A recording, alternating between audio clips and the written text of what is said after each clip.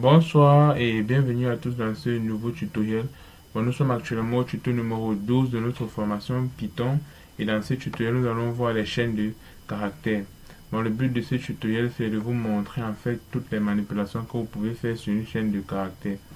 N'oubliez pas surtout que tout en Python est objet. Quand je dis objet, c'est vrai, nous n'avons pas encore fait l'orienté objet, mais c'est pas compliqué puisque le langage Python c'est d'abord un langage orienté objet. Mais nous allons arriver sur l'orienté objet, vous allez voir en fait comment ça marche. Par exemple, quand vous déclarez une chaîne de caractères, c'est-à-dire vous écrivez une chaîne de caractères et vous l'affectez dans une variable. Cette chaîne de caractères en fait que vous avez écrit est en réalité un objet que vous êtes en train d'extenser de la classe str. Vous voyez, str c'est une classe pour les chaînes de caractères et en orienté objet, pour ceux qui ont fait l'orienté objet, ça peut être dans d'autres langages et la notion reste pareille dans tous les langages. Vous voyez, la notion reste pareille dans tous les langages.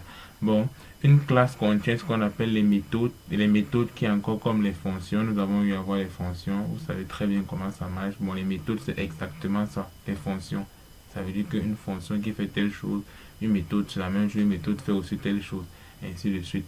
Quand on déclare maintenant un objet, en fait, en bon français, on dit qu'on extensie un objet de la classe, d'une classe. Vous voyez, cet objet a accès à toutes les méthodes de cette classe. Et c'est ça qu'on va voir ici. Par exemple, dans ce tutoriel, on va parler des chaînes de caractères. On a la classe str. Je vais vous montrer quelque chose. Il y a la fonction help. Cette fonction, c'est juste une fonction d'aide. Par exemple, str qui est une classe. Si vous voulez peut-être connaître toutes les méthodes de cette classe, vous tapez juste help str. Donc, help c'est juste une fonction qui prend quelque chose en paramètre et affiche la documentation de ce que vous avez passé en paramètre. C'est vrai que vous pouvez directement aller sur Google et vous avez la documentation, mais avec help vous pouvez faire pareil. Par exemple, si j'exécute ceci, regardez. Ok, vous voyez, en fait, j'ai la documentation de cette fonction-là. Et la documentation de cette fonction-là. Vous voyez ici la classe, ça met effectivement classe str. Vous voyez que str c'est une classe. Et vous voyez entre parenthèses objet, ça veut dire tout simplement que cette classe hérite d'une autre classe qui s'appelle objet. Ça c'est l'héritage. Nous allons voir la programmation orientée objet, vous allez mieux comprendre. Ce qui nous intéresse c'est à ce niveau. La partie qui va nous intéresser c'est à ce niveau. À partir d'ici, capitalize. En fait, à partir d'ici, tout ce qui n'a pas les underscore là, c'est en fait les différentes méthodes de cette classe. Nous allons voir quelques méthodes. Il y en a tellement de méthodes. Il y en a tellement de méthodes. Vous voyez, il y en a tellement. Index, find, nous allons voir quelques. Mais sinon, si vous avez besoin d'une méthode, vous pouvez juste venir dans cette documentation. Vous allez voir, c'est en anglais, vous pouvez juste copier. Par exemple, vous partez sur Google Translation pour traduire en français, ainsi de suite. Center, count, capitalize. Nous allons voir quelques de ces méthodes-là, je vais expliquer. Ok, sans plus tarder, nous allons commencer. Nous allons commencer par exemple avec la méthode. Pour commencer, je vais d'abord déclarer une chaîne de caractères. Chaîne. Je vais initialiser une chaîne de caractères. Chaîne. Je peux dire le nom de la variable, je peux appeler ça chaîne. Et je peux peut-être dire, je sais pas trop, if programmeur web. Ok, quelque chose comme ceci. Nous allons voir la première méthode. Première méthode, je vais commenter ici. Première méthode, ou bien je vais venir à ce niveau. Ok, première méthode, nous allons voir la méthode OPA. Ok, quand il met str.opa, c'est tout simplement pour dire que j'ai str pour string qui veut dire chaîne de caractères. Vous devrez vous chaîne de caractères pour la méthode. C'est en fait comme ça que ça marche avec l'orienté objet. Vous mettez le nom de l'objet pour la méthode et ça va fonctionner. Pour ceux qui ont eu à regarder mon projet sur comment télécharger les vidéos YouTube, on a toujours utilisé les notions de classe et d'objet là-bas. C'est très simple. Bon, à ce niveau, je vais utiliser la méthode OPA. Bon, je vais venir ici, je vais dire chaîne égale à chaîne. Bon, OPA. Bon, pour ceux qui ont suivi mon tutoriel numéro 1, je vous avais montré des extensions installées pour faciliter le codage avec Python. Par exemple, vous voyez, j'écris OPA, j'écris juste les 2 premiers caractères et ça me complète déjà. Bon, pour ceux qui n'ont, si ton VS Code ne se comporte pas ici, va juste revoir mon tuto numéro 1 et tu vas mieux comprendre. Ok. OPA, bon, si j'affiche ceci, je vais faire un print de chaîne. Print de chaîne, ok. Bon, CTRL S, si j'exécute ce code, vous allez voir, ça va mettre en fait tout en capital lettre, bon, en majuscule, comme ceci, voilà ça, if programmeur, vous voyez. Bon, la méthode OPA nous permet de mettre en majuscule. Bon, après OPA, nous avons lower, str.lower. Bon, vous avez deviné, lower nous sert à mettre en minuscule, ça veut dire que si j'enlève upper, je mets lower, comme ça. Si j'exécute, vous allez voir, ça va mettre tout en minuscule. If programmeur web, tout est en minuscule. Par exemple, ici j'avais écrit if avec grand Y, vous avez vu, c'était maintenant en petit Y. Bon, nous avons encore la méthode str. Bon, n'oubliez pas, le nom de la méthode c'est ceci là. C'est ça le nom de la méthode. Bon, laissez-moi dire bonne pratique, ok, comme ça.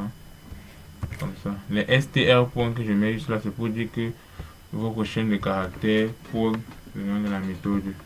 Bon, on a maintenant la méthode capitalize. Bon, cette méthode va permettre en fait de mettre la première lettre de votre phrase en majuscule. Par exemple, ce Y, disons que je mets ça en minuscule.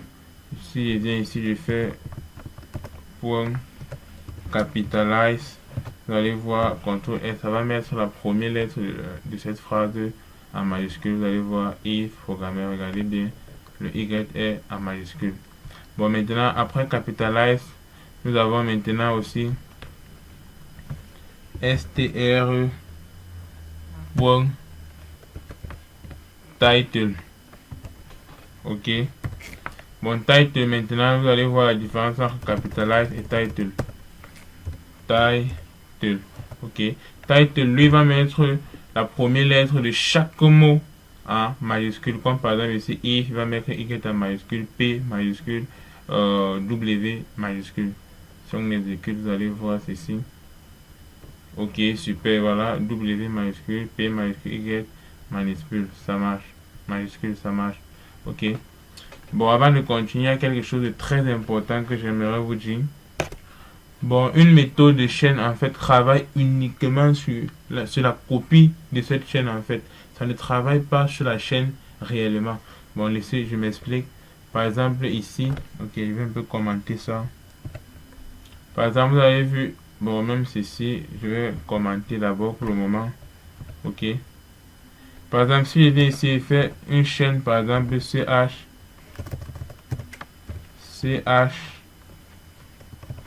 désolé, CH1 égale à, je sais pas, je vais peut-être rappeler if, une chaîne comme ceci.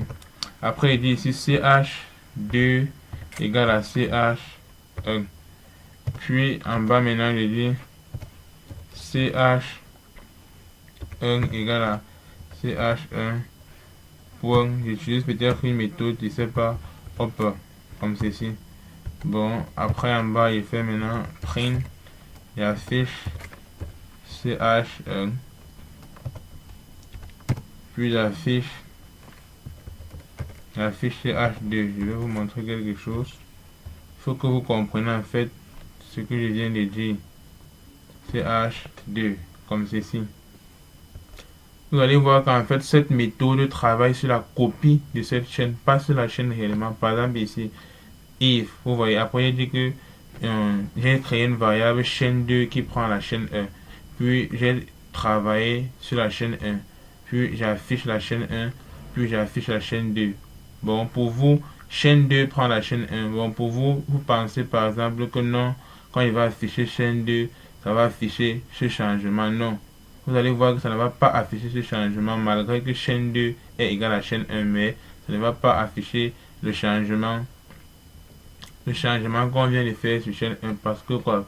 Parce que la méthode travaille en fait sur la copie de cette chaîne. Contre S, on les que vous allez voir. Vous voyez, ici on a Yves qui est le travail qu'on vient de faire. Puis chaîne 2 nous donne Yves qui donne la chaîne originale même. Vous voyez un peu ce qui se passe. Bon, c'est très important de connaître ça. Que avec les méthodes des chaînes de la classe Ring, on travaille uniquement sur la copie de la chaîne de caractères et non sur la chaîne de caractères. C'est vrai que ça a l'air comme si on travaillait directement sur la chaîne, mais en réalité on travaille sur la copie. Mais la chaîne n'a aucun problème. On travaille sur la copie et on affecte juste à une variable. Ok, bon, on va continuer. Bon, je vais décommenter ceci. On va continuer avec d'autres méthodes.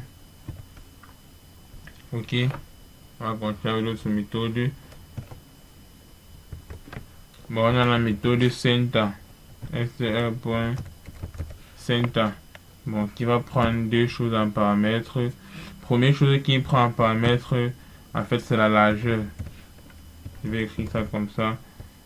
C'est la largeur. Bon, je vais expliquer qui est obligatoire et puis il y a une autre chose qui prend en paramètre qui est optionnel, qui est caractère de remplissage. Je vais expliquer ceci. Ok. Bon, exemple, venons à ce niveau. Par exemple, à ce niveau, j'ai quoi? J'ai chaîne égale à et programmeur. Si je viens à ce niveau, je dis chaîne égale à Centa. Je mets par exemple ici 50. Ok. Bon, en réalité, ce qui se passe, c'est quoi? Vous allez voir, ça va essayer de centrer ce texte, cette phrase ici, là. Ça va essayer de centrer cette phrase. Mais en réalité, ce qu'il est en train de faire, il est juste en train d'essayer de réécrire cette phrase sur une longueur de 50. Par exemple, ici, si la longueur de cette phrase est peut-être, je ne sais pas, de 20, il va essayer de réécrire la même phrase avec une longueur plutôt de 50. Et en essayant de réécrire cette phrase, il va ajouter des espaces à gauche et ajouter à gauche, c'est-à-dire début de la phrase, et à droite, c'est-à-dire à la fin de la phrase. En fait, ça qui va donner l'air, vous allez croire qu'il essaye de centrer. Pourtant, en réalité, c'est les espaces qu'il ajoute pour que toute la chaîne nous donne une longueur de 50, c'est-à-dire la longueur souhaitée à ce niveau. Si j'exécute, regardez ce qui va se passer. Bon, je vais essayer d'afficher d'abord le départ, puis on va afficher la fin. Comme ça, ok. Comme ça, vous allez voir, ça vous permet de voir la différence. Eve, programmeur web, trackback, center, SC, object cannot interpret as an integer. Ok, il y a sûrement une erreur ici, laissez-moi corriger cela. Bon, ceci ne doit pas être là, c'est un entier, c'est pas une chaîne de caractères. Ok, bon, il ne doit pas mettre ça en code. Exécuter encore, vous allez voir. Ok, bon, si vous regardez bien, voilà la forme initiale, puis voilà la forme transformée. C'est-à-dire, vous voyez, il a ajouté les espaces des deux côtés et à la fin, on a une longueur de 50. Vous voyez, donc ça dépend de comment vous voulez maintenant centrer le texte. C'est-à-dire, si vous voulez centrer à 60, vous faites pareil, vous mettez. Maintenant, regardez, j'ai dit qu'il prenait deux choses en paramètre, ceci qui est obligatoire et il prenait encore un autre paramètre qui n'est pas obligatoire. Donc ce paramètre, c'est juste un paramètre de remplissage, c'est-à-dire, par défaut, quand vous n'entrez pas le paramètre de remplissage, il remplit en fait avec les espaces vides. C'est pour ça que quand on a exécuté, vous avez vu, c'est avec l'air centré et il n'y avait rien à gauche, c'était juste les espaces et à droite les espaces. Mais vous pouvez maintenant décider que non, ces espaces-là, il ne met pas les espaces vides, mais il remplit avec quelque chose. Comme par exemple, disons qu'ici, je décide qu'il remplit avec les points, comme ceci. Si on exécute, vous allez voir. Je peux exécuter. Ok. quand il dit que, regardez, vous voyez, il remplit plutôt avec des points. Vous voyez, si c'est les tirets que vous voulez mettre, vous mettez les tirets, il va remplir avec les tirets, ainsi de suite. C'est comme ça que ça marche. Bon, j'espère que c'est compris. Bon, nous allons voir une autre méthode encore. La méthode find et la méthode index. Bon, ce sont juste des méthodes utilisées pour faire la recherche dans une chaîne de caractères. Ok. Il prend deux choses en paramètres. Un paramètre obligatoire et d'autres paramètres qui ne sont pas obligatoires. Bon, tout ceci est toujours dans la documentation. Si vous oubliez, vous partez de la documentation et vous allez voir. Il prend une chaîne en paramètres. Il y a encore un paramètre qui n'est pas obligatoire. Le début. Je vais expliquer ceci. Fin. Je vais expliquer cela. Bon, il y a cette fonction, il y a cette méthode. Puis il y a encore une autre méthode qui est plutôt index. Index, ok. Bon, on va passer à l'exemple directement. Ok. Bon, ici, je vais. Bon, on a notre chaîne, ok. On a déjà vu le centre, je vais effacer ceci. Je vais effacer tout ceci. Regardez ce que je vais faire cette fois-ci. Ok. Je vais dire affiche-moi chaîne.find. Bon, je vais dire que dans cette chaîne de caractères, il me cherche le mot web. Voilà, web. Web. Je vais écrire là-bas comme ceci. Vous allez voir quelque chose. CTRL S. Il me cherche le mot web. Ok, il va retourner -1. Il retourne -1. -1, c'est en fait quand il n'a pas réussi à trouver la réponse. Vous voyez, ici on a web, mais c'est en lettres minuscules. J'ai mis en lettres majuscules. Il me dit il n'a pas trouvé. C'est pour ça qu'il a retourné -1. Si je mets web en lettres minuscules, exactement comme c'est écrit là-bas, regardez, il me retourne 17. Bon, je vais expliquer ces 17. Ces 17, en fait, c'est en fait l'index de ce W. Quand il parle d'index, pour ceux qui ont fait les tableaux, par exemple, dans d'autres langages comme le C ou Java, vous savez, chaque tableau est indexé. Par exemple, ici, là, vous pouvez voir tout ceci comme un tableau, comme une liste. Pour ceux qui ont fait les listes, c'est en fait le tutoriel suivant, nous allons voir les listes. Chaque caractère ici est indexé. C'est-à-dire le caractère Y, il est indexé par 0. Ceci est indexé par 1, ainsi de suite. Bon, si vous voulez, je fais un petit exemple. Disons maintenant qu'il fait print. Il vient ici et dit chaîne. J'indexe peut-être 2. Bon, à votre avis, si je mets comme ceci, qu'est-ce qui va s'afficher? Réfléchissez avec moi.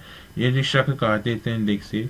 Et les indices commencent par 0. C'est-à-dire, voici 0. Y est indexé par 0. V indexé par 1. E indexé par 2. C'est-à-dire, si j'affiche ici, vous allez voir, j'aurai un 2. Regardez. J'aurai un E, pardon. Voilà. Voici E. Vous voyez. Chaque caractère est indexé.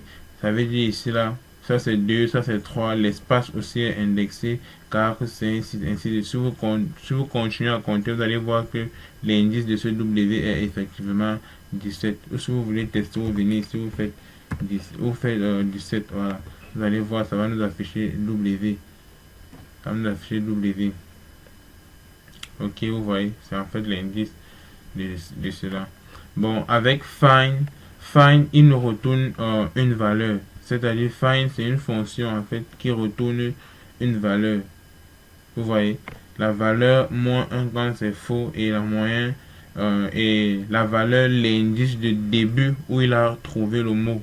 C'est-à-dire, il a trouvé le mot web ici, là. C'est pour ça que lui, il retourne l'indice du début pour dire que, bon, cette valeur-là, c'est en fait pour vous dire que c'est où le mot que vous cherchez commence. Ainsi de suite, vous voyez.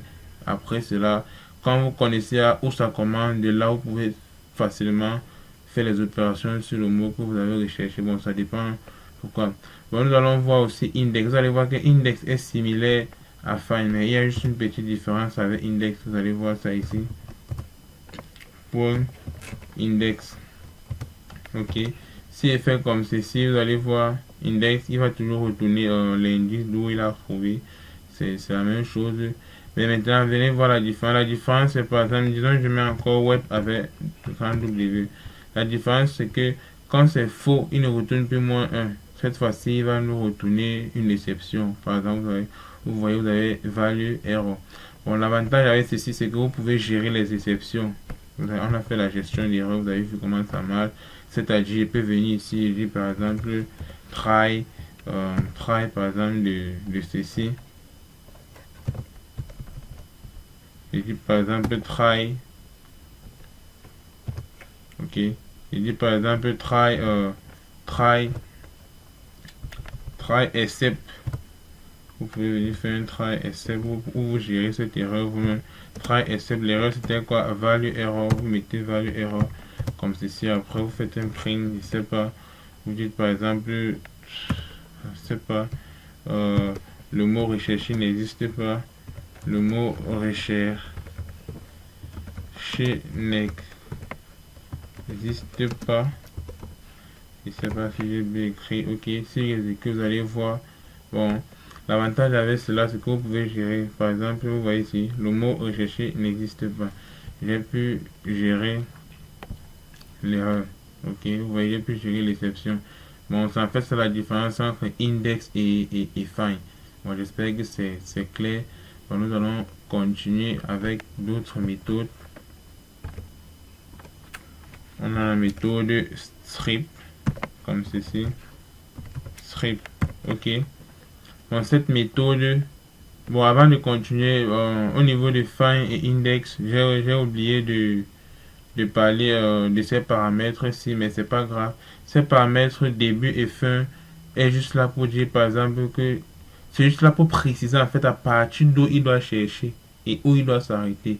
C'est-à-dire que si vous voulez qu'il commence à chercher à l'indice numéro 2 et il s'arrête à l'indice numéro 5, vous précisez tout simplement ces valeurs-là. Et il va chercher dans l'intervalle là. Je ne sais pas si c'est compris. C'est-à-dire, par exemple, ici, il veut chercher web. Si je viens ici, je mets virgule, je mets peut-être 2. Après, virgule, je mets peut-être 7. Ça veut tout simplement dire qu'il commence sa recherche à partir de l'indice 2 et il s'arrête à l'indice 7. C'est en fait ça. Mais ça ne sert à rien de chercher web dans cet intervalle alors que vous savez que web est ici là. Bon, la plupart du temps, il faut connaître ce que vous êtes en train de faire pour pouvoir faire certaines choses. Ok. Bon, ici là, j'ai dit que par exemple, nous allons maintenant utiliser la méthode strip. La méthode strip, elle sert à quoi? La méthode strip sert tout simplement à supprimer les espaces. Et les espaces que lui, il supprime en fait sont les espaces qui sont au début et à la fin des phrases. Par exemple, regardez comment j'ai écrit cette chaîne. J'ai mis l'espace, après j'ai écrit if programmeur. Si je viens ici, je fais par exemple print de chaîne point strip. Vous voyez point strip comme ceci, j'affiche, vous allez voir. Bon, avant ça, j'affiche d'abord la chaîne avec les espaces pour que vous voyez la différence. Ok. Comme je dis, si vous n'avez pas encore regardé mon premier tutoriel, allez regarder pour pouvoir bien configurer votre VS Code et programmer facilement. Vous voyez, voilà le premier affichage quand il y avait les espaces. Avec strip, il a pu enlever les espaces. Mais si vous remarquez, il n'a pas enlevé les espaces entre les différents mots. Pourquoi il n'a pas enlevé les espaces entre les différents mots? Tout simplement parce que les espaces entre les différents mots, il considère que ces espaces ont été mis exprès par vous. Bon, il considère que sûrement si vous avez mis cet espace, ça veut dire que vous avez besoin de ça. C'est pour ça que lui, il ne supprime pas. Mais ces espaces, il considère que c'est peut-être une erreur, quelque chose du genre. C'est pour ça qu'il supprime ces espaces-là. Bon, continuons avec d'autres méthodes.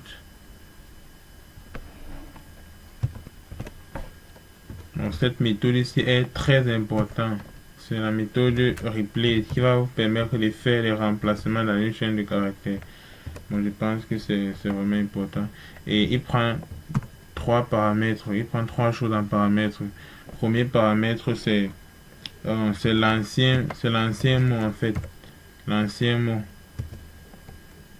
Virgule. Deuxième paramètre, c'est le nouveau mot. Ok. Virgule. Maintenant, on a un dernier paramètre qui est optionnel, qui n'est pas obligé. C'est un paramètre occurrence. Bon, je vais expliquer ceci. J'appelle ça occurrence. Je vais expliquer. Bon, on va directement passer à l'exemple. Vous allez voir comment ça marche. Par exemple, ici, j'ai la phrase Yves programmeur. Ok. Bon, j'affiche, ça c'est la phrase originale. Ok, si je viens maintenant à ce niveau, j'affiche plutôt, il fait un replace comme ceci. Ok, replace veut dire tout simplement, j'ai envie de remplacer quoi dans cette phrase. Disons par exemple, j'ai envie de remplacer la lettre Y. Vous voyez, ça c'est l'ancien virgule. Vous mettez la nouvelle lettre ici, pas la lettre, non, pas la lettre U. Bon, c'est mieux, je prends. Disons peut-être que j'ai envie de remplacer plutôt E. Voilà, c'est mieux pour que vous compreniez. CTRL S. Ça veut tout simplement dire que partout dans cette chaîne de caractères où il va voir E, il va mettre U. Voilà, c'est clair. Si on exécute, vous allez voir. Vous voyez, if programmeur. Vous voyez, ici, il a mis quoi? Bon, ça n'a plus trop de sens, quoi. Mais vous avez vu, ça marche partout là où il y a E, il a mis U. Ça marche très bien. Ça en fait ça. Maintenant, ici, là, la variable qui n'était pas obligatoire, le paramètre qui n'était pas obligatoire, c'est un paramètre qui va juste nous servir, c'est-à-dire occurrence, c'est-à-dire si je mets par exemple 2 ici, ça veut tout simplement dire qu'il va remplacer les deux premiers E qu'il va voir par U et il ne va plus continuer. C'est-à-dire quand je mets comme ceci 2, ça veut dire que s'il voit E, il remplace, il va manquer un E. Il voit E, il remplace et c'est fini, il ne va plus continuer. Ça veut dire ici là, ça c'est pour dire que le nombre d'occurrences que tu dois remplacer. En fait, ça, c'est ça. Si vous allez voir le dernier E là, il ne va pas remplacer. Vous voyez, il a remplacé ceci qui faisait déjà 1, il a remplacé l'autre E, ce qui faisait 2. Il ne peut plus remplacer ça parce qu'il a donné le nombre d'occurrences de ce qu'il doit remplacer. Bon, ça en fait, ça, j'espère que c'est compris. C'est très top. Ok. Bon, ça va sûrement beaucoup vous servir. Ça va sûrement vous servir. Ça dépend. Ça dépend. Ok, nous allons continuer avec les méthodes. Il y a cette méthode ici qui est très importante, qui va permettre en fait de transformer une chaîne de caractères en tableau. Bon, quand nous allons faire les tableaux en liste, si vous voulez, on peut dire comme ça, en liste. Quand on va faire les chaînes de... Quand on va faire les tableaux, vous allez mieux comprendre encore cela. Par exemple, je vais prendre un exemple ici. Je vais déclarer une phrase, je ne sais pas trop. Une phrase qui est égale à... Je sais pas, il va peut-être dire Paula et donne mon nom. Maintenant, c'est à vous de choisir le séparateur. Disons par exemple que le séparateur, si c'est virgule Paula, par exemple Yves, virgule, je mets peut-être mon âge ici, virgule, et je mets peut-être ma date de naissance qui est 2003. Voilà un exemple ici là. Et j'ai envie en fait que ceci soit dans un tableau, c'est-à-dire dans une liste, pour pouvoir accéder à chaque chose à part. C'est-à-dire, j'ai envie que ceci soit dans une case, ceci dans une case, ceci dans une case. Pour faire cela, vous pouvez utiliser le split. Split fonctionne comment? Il va venir ici, il fait affichant directement, vous allez voir, affichant directement. Phrase de point. Si je mets split, en fait, il y a quelque chose que j'ai oublié. La méthode split prend quelque chose en paramètre qui est le séparateur. C'est-à-dire, j'ai oublié ici là, séparateur. Vous devez préciser le séparateur. Ok. Ça veut dire que ici là, par exemple, notre séparateur dans cette phrase, c'était quoi? C'était une virgule. Ça veut dire que je mets virgule. C'est pour dire que c'est en fonction de ça, en fait, qui va pouvoir séparer et créer la liste, mettre chacun dans sa case. Si je fais un CTRL S, exécute. Vous voyez, ça marche. J'ai Paula, j'ai Yves, j'ai 20, j'ai 23. Vous voyez en fait la puissance de ce split. Il a pu nous transformer ça en table. Désolé, ok. Vous voyez en fait la puissance de ce split. Il a pu nous transformer ça en tableau, en liste. Vous voyez qu'avec cette liste, on peut accéder à chaque élément. Par exemple, si j'ai envie d'accéder à Paula, tout ceci là, c'est à l'indice 0. Yves est à l'indice 1, 20 est à l'indice 2 et à l'indice 3. C'est un tableau. Donc pour ceux qui ont eu à faire des tableaux dans d'autres langages. Il y a encore plein d'autres méthodes qu'on ne va sûrement pas expliquer ici. Il y a par exemple la méthode str.isOpa virgule str mo.isLower. Bon, ça sont les méthodes pour vérifier, par exemple, si une chaîne de caractères, si c'est en minuscule ou bien si c'est en majuscule. Donc pour l'utiliser, vous allez utiliser les if, c'est-à-dire vous allez faire if isLower en fiche texte ici. Et encore d'autres, il y a isLower. Qu'est-ce qu'il y avait encore? Il y a encore l'autre là qui est très important, identifier.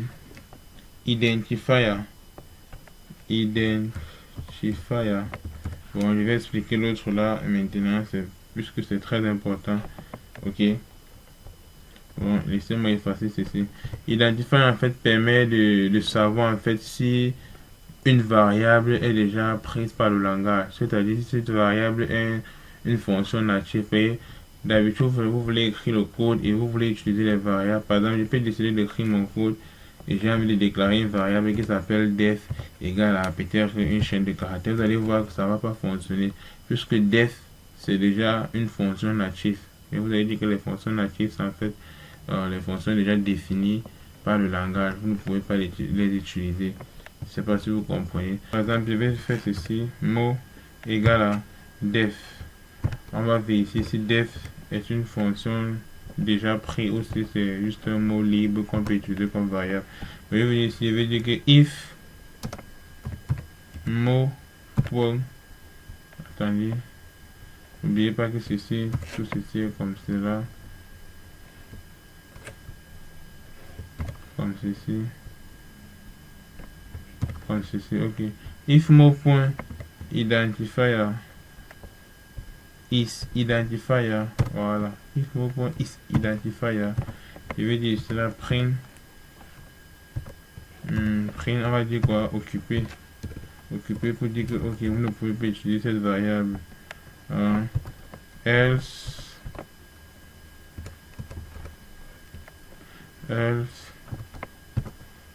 print non occupé. Bon, en fait, vous voyez qu'avec Python, vous pouvez vraiment arranger vraiment votre environnement de codage. C'est-à-dire, vous pouvez, comme la dernière fois, on a vu comment vous pouvez créer un fichier programmation modulaire après faire l'import. C'est-à-dire, vous pouvez créer un fichier où vous définissez des fonctions comme ceci. Et à chaque fois que vous codez, vous importez tout simplement ces fichiers. Ça vous permet de vérifier plusieurs choses à chaque fois que vous voulez faire un truc sans avoir de problème. Par exemple, si j'écris ceci, ça affiche occupé, vous voyez, et c'est normal. Def, c'est une fonction occupée. Def, c'est déjà une fonction native définie pour le langage. Ok. Bon, par exemple, pour aussi faire, il y a aussi un autre type de recherche. Par exemple, je dis ici là que, ok, donc ici je déclare par exemple phrase, comme on vient de faire, phrase égale à, il ne sait pas trop, je suis un étudiant, ok, je suis un étudiant. Disons par exemple ici, c'est possible de venir faire if, j'ai envie de rechercher par exemple si le mot un apparaît dans cette phrase. Il vient se mettre ici et dire que if un in phrase, vous voyez que c'est possible de faire la recherche comme ça. Je vais dire print, je ne sais pas qu'est-ce qu'on peut dire à l'intérieur, mot présent, désolé, on peut dire mot présent.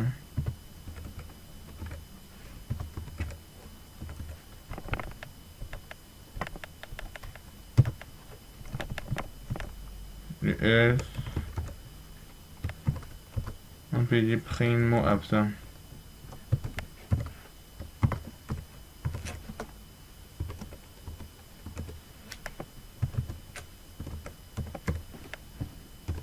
Ok, vous voyez, si on fait la recherche, un est bien présent, ça va mettre mot présent.